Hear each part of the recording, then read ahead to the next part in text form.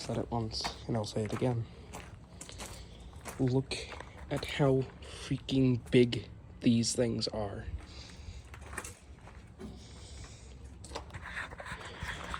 I'm telling you, these things are freaking ginormous.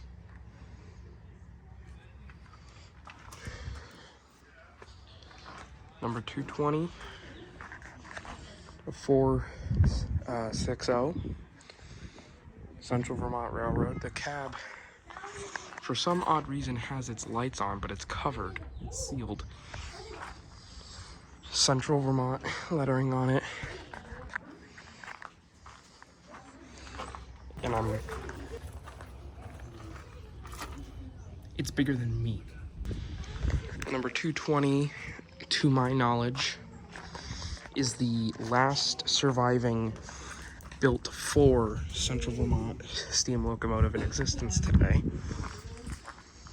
She is in very good condition cosmetically.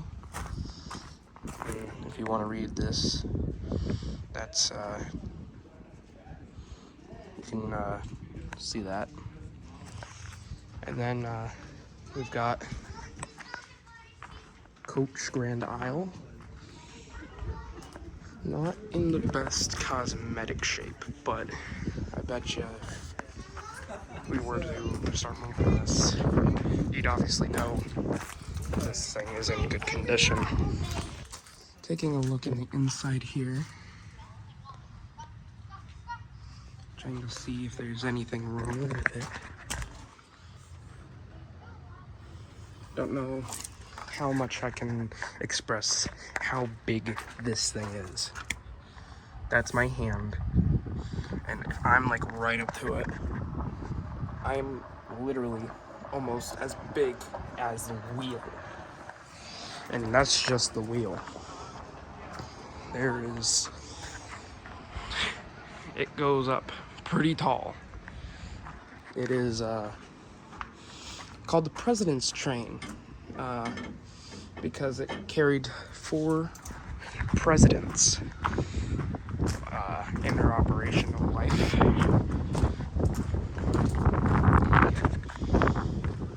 Her operational life hasn't been well photographed. I don't think at all. Tracks are still in place, and look at that. Central Vermont 220, and then the Shelburn Museum's own station.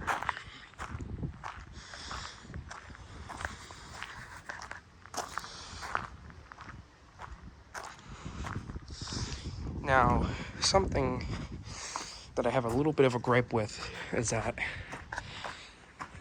with the driving wheels, white outlining, but then if you look at the tender, let's go up to it, look at that, it's all black. So a bit of a gripe there because of how not like connected it is with the locomotive, but this is amazing. It's crazy to think that engines like 220 here can just still exist. And then if we walk over the tracks,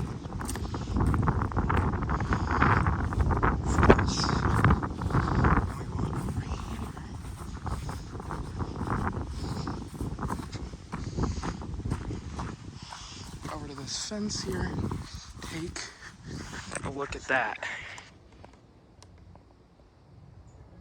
Trains will come through here.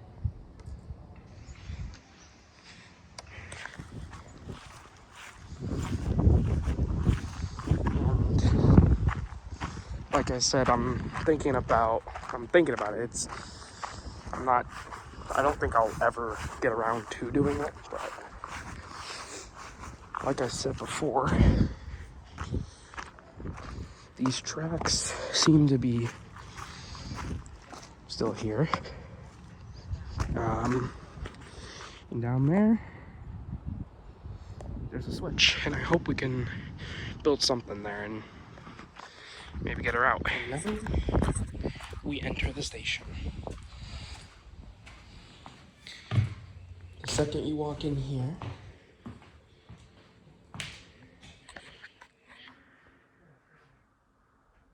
look at all those engines. The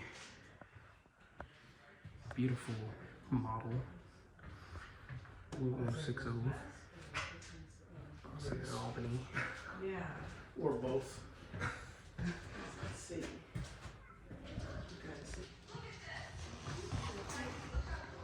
And now you're inside Grand Isles. It's been closed for quite a while, but looks like they reopened it. See a tub, bed back there, and yeah, this is a very tight squeeze here, but take a look at this. It's a beautiful little area.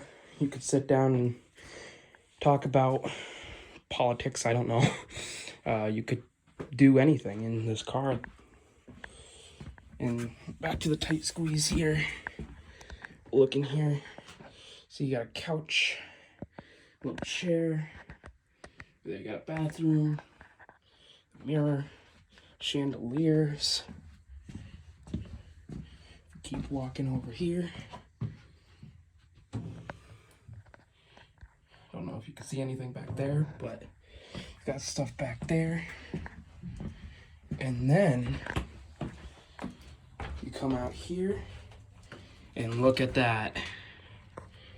The tender, wide, right there.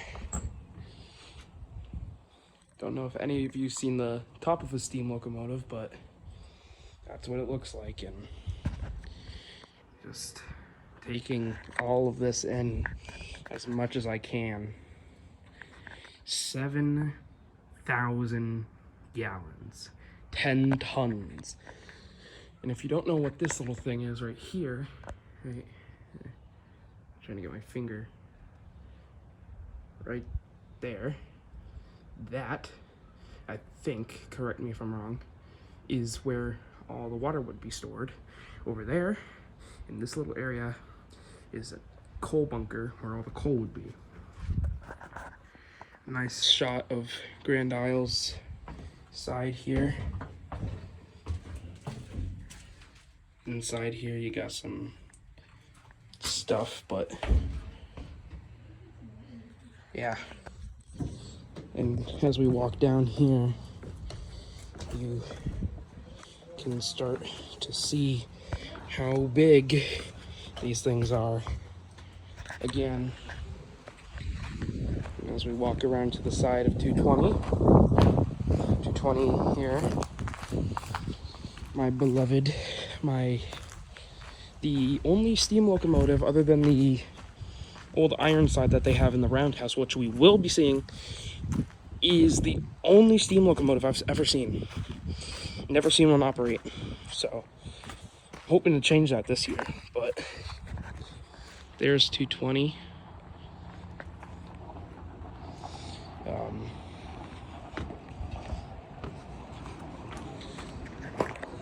220 here has been sitting here for a while.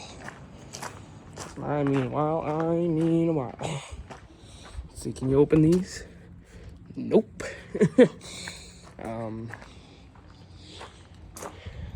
Fun fact, actually, this used to be gray. This never used to be this color. At least when it was here, at least. It was gray with black letter, I think it was gray with yellow lettering, but I think they changed, obviously they changed it, but yeah. 220, enjoying a peaceful little retirement. Now, as we walk in to the second pavilion, we have some more equipment here. So let's take a look at this stuff. So in the glass cases you've got a bell. Obviously can be rung. Don't think I want to, because it's probably going to be loud. And obviously it says please do not touch. Help us preserve our collection. I would love to. These are caboose lamps, if I'm not mistaken. And then we have some number plate, builder's plates. Q4B. L2. There's another look at this bell here. I think it says the year on it, but obviously it's been corroded. More stuff here. Old spikes. Lamps galore over here. Nice, there's an old whistle. Didn't notice that when I first was here. An old whistle. You got more lamps and stuff over there. And then we move on to machines.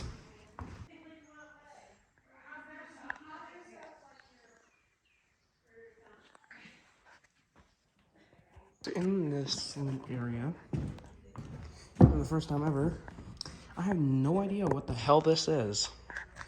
It looks like a rail bike, but at the same time, these two are connected, so I don't know.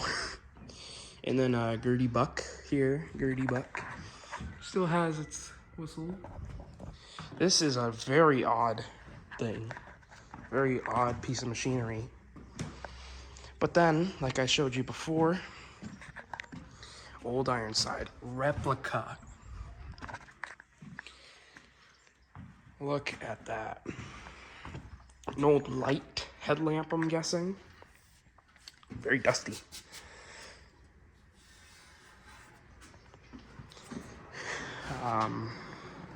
This is, like I said, a replica. Number 1. They say that Old Ironside here was the first American steam locomotive. I think that title goes to the John Bull, but I could be wrong. Almost forgot to see this. It's an old buffer. It says something. And then over here we have a little information board. Could read that if you want. I say we head over to 220 again.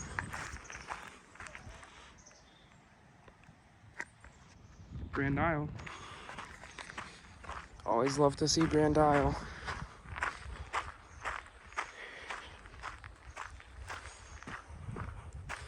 Grand Isle looking beautiful. Obviously Central Vermont. Looks like old Canadian National car, but it's Central Vermont. Take a look at this.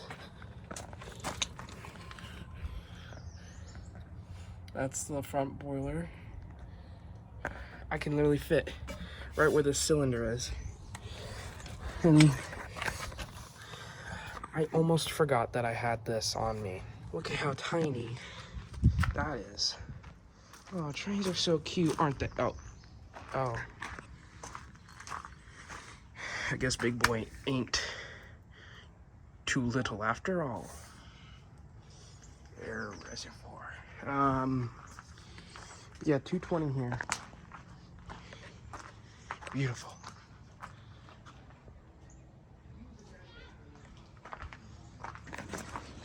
Let's go take a look at these rails, shall we?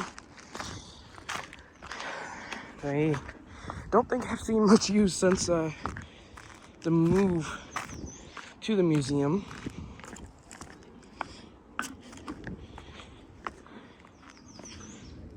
Look at that. Just sitting here. That's cool.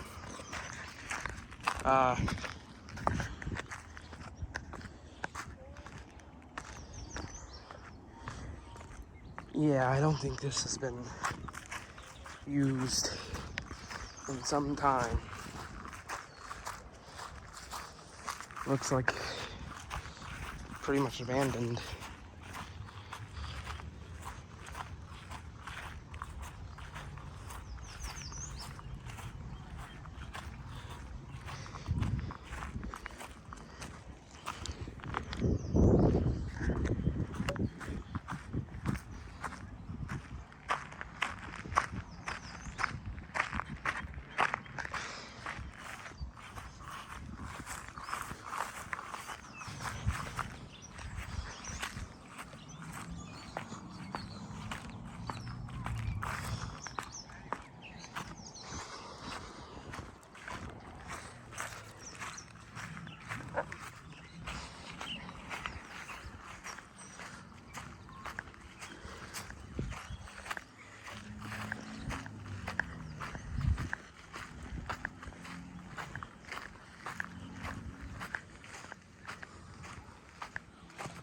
Look at this. I haven't actually been all the way down to this area. Look at that.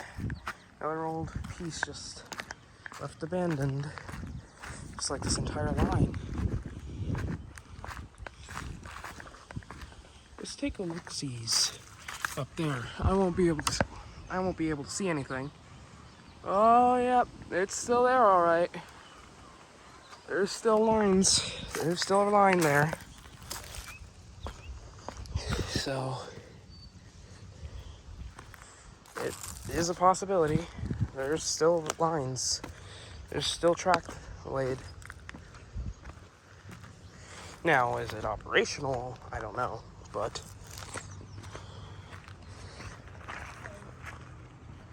this is, I'm guessing, I'm pretty sure, is how they got 220 to where it is up there. Look at this old switch.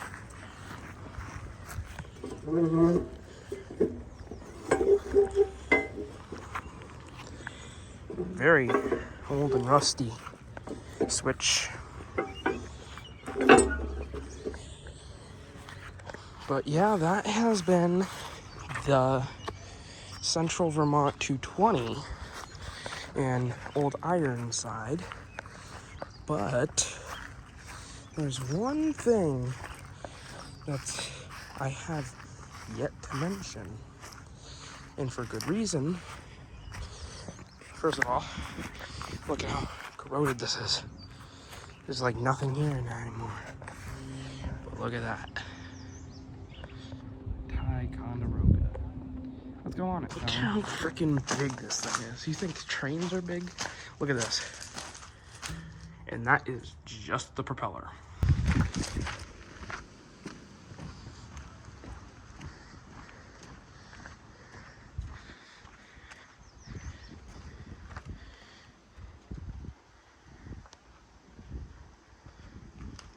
We are now on the Ticonderoga, but oh, look how far down that is. Oh, jeez. They have the cabin open, so let's go take a look at the cabin. Look at that. Talk about steam. This is really cool. Look at this. We are now on the top floor where civilians were allowed to be, and look at this.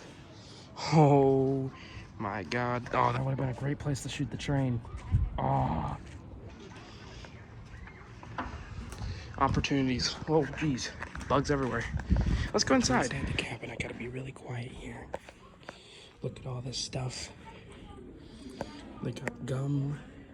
All stuff from when this boat was first put out on the water. You have some old newspapers. Here, you can read that if you want. You know. ginormous mirror. And you can read this one too.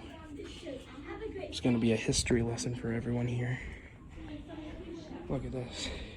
The overnight lounge. They have it set up just like how it would be. A men's toilet.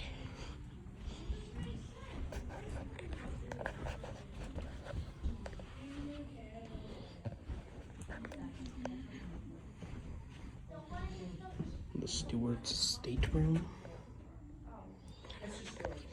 Like I said, just like how they would have left it.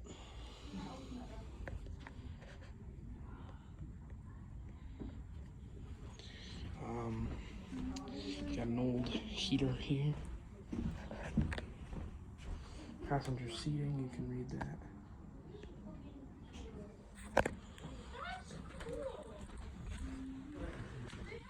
And then on the inside here, you got to sit down here and write a message.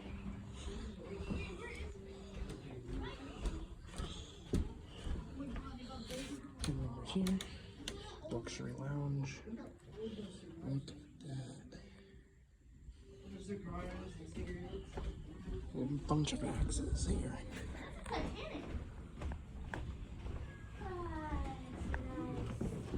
Makes you can't look at the initials here. Oh, fabricating on that's probably old enough to change that.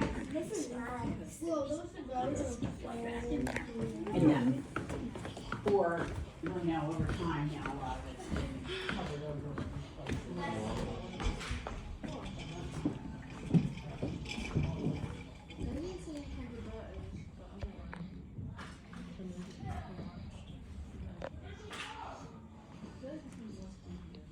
Take a look at this. We got the dining room. You got a card for it. And then over here, you can read this. Engine deck. And then here, you got a steering wheel spin.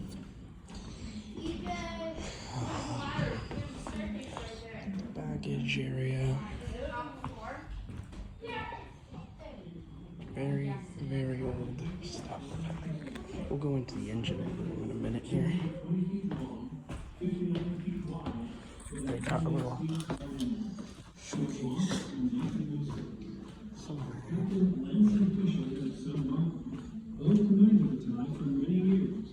Martin Fisher remembers her with great affection. She was the ice boat. In other words, she ran as soon as she could get out of Shelburn Harbor, breaking the ice in the spring. She was on the run to Plattsburgh. Initially, the tie was a vital link in a transportation system owned and operated by the Delaware and Hudson Railroad. Boat and train schedules were coordinated to transport people and freight north from New York City.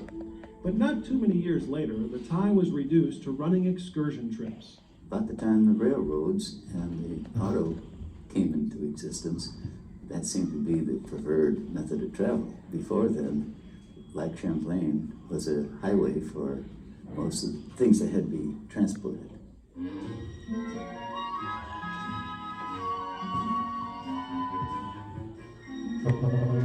By the 1950s, the tie was in trouble. The Fishers now owned her and were having a hard time staying financially afloat. Fortunately, Shelburne historian Ralph Nading Hill loved the ship and set out to save her. Well, they had amounted quite a debt, about a $6,000 fuel bill. Then Hill, went to the Chamber of Commerce and I think in 2 weeks raised $10,000 to save the tie from the scrapping. Hill persuaded Shelburne Museum founder Electra Webb to take over the tie, but hard times persisted. Ridership was down, the boilers needed costly repairs, and engineers were getting hard to find. Finally, the decision was made to preserve the boat by moving her inland to the grounds of the Shelburne Museum. That historic trip took more than a year to plan. First, the tie was floated over a large cradle mounted on a section of railroad track. Then, sets of tracks were laid ahead of the huge craft as she was slowly winched over the fields and through the woods to her new home.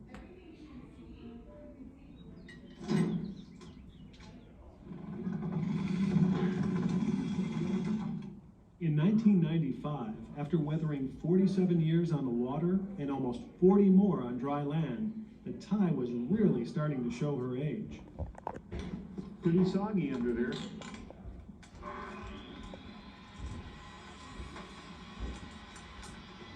Gives you a good idea of the state of affairs here. The tie is being taken apart and put back together again. It snowballs on you sometimes. You start out with something that you feel is going to take a short time, and then, gee, 3 months later, you're still at it. It was obvious from the onset that the Ticonderoga was in very bad shape. It's a vessel that is not expected to last when it was built. It wasn't expected to last more than 25 or 30 years. You, Peter. Chip Stoolin is in charge of restoring the tie, a project launched with a $1 million grant from Jay Warren and Lois McClure. The crew preserves as much as they can. That's a priority, is to save as much of the original boat as possible. We got the Model Ts, vehicles, horse.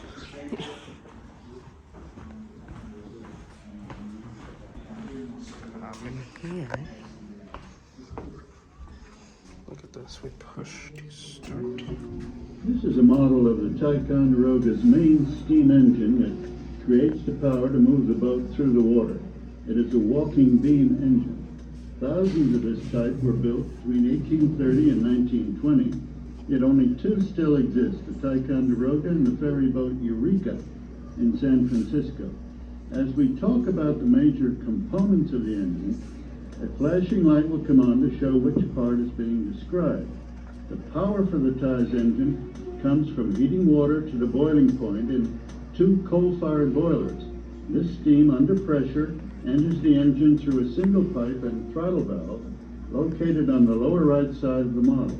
The steam then enters the upper and lower steam chest, sending it through valves into either the top of the engine cylinder above the piston or into the bottom below the piston.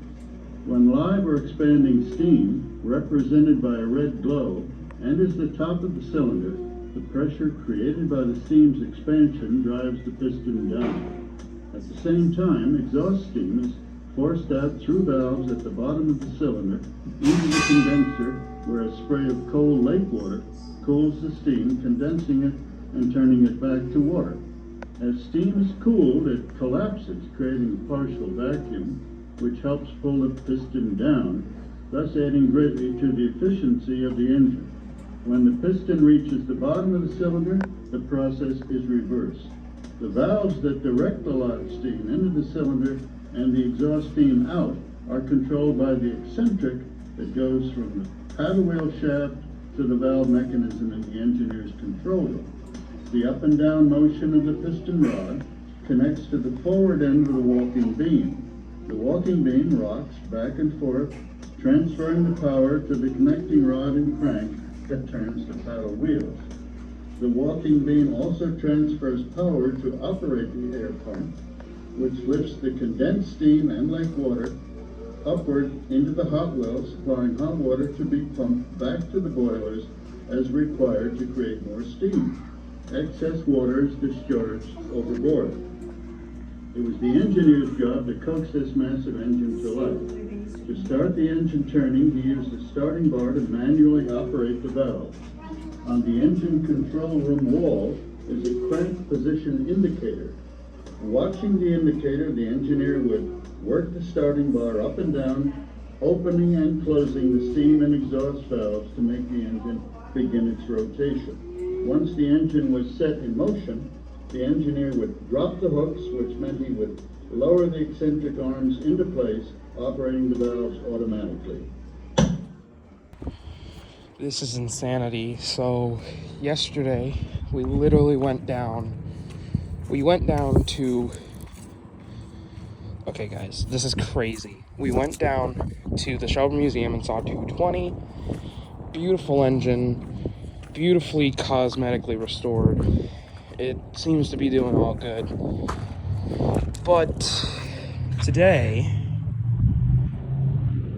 we see 494. 494 is a 040 built for the Boston and Maine. And 494 is on it is now registered as a historic landmark. Boston and Maine 494 was retired around 1938 and was donated to the White River Junction station here. And next to it is Boston and Maine 104,610 or 104,610.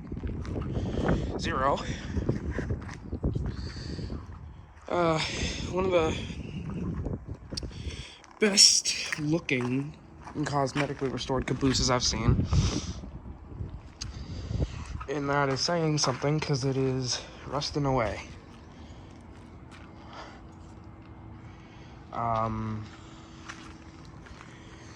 It's made out of wood, but appears to be losing shape very, very quick. So that's sad to see. 494 here has been sitting here for quite some time.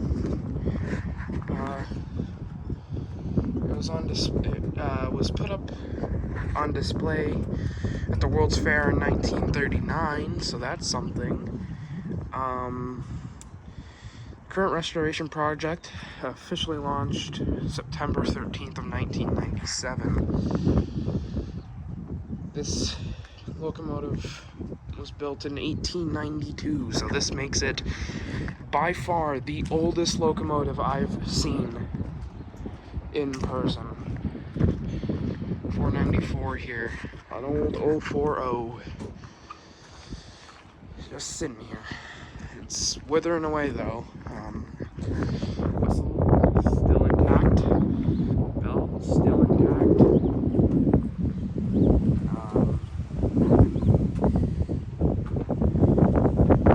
Just a beautiful piece of machinery.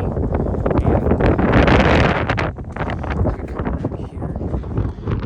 Take another look at 494 Manchester Locomotive Works, 1892. And like for 220, the wheels seem to be a lot bigger than I expected them to be. You know, that's what you get when you come to a steam engine.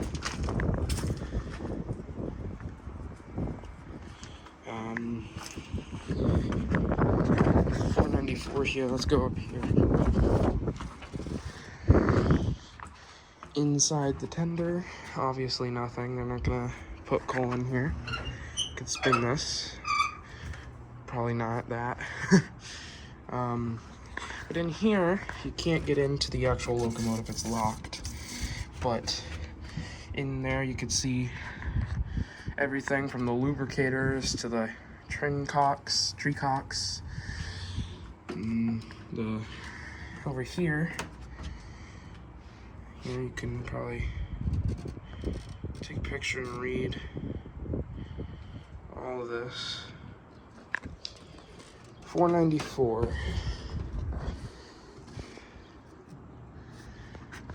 1892, like I said, the tender. Nothing's in there. And yeah, that is 494. A beautiful piece of history. Hi, so I want to thank you everyone for watching today's video. This is a very special video for me. And yeah, thank you. Bye.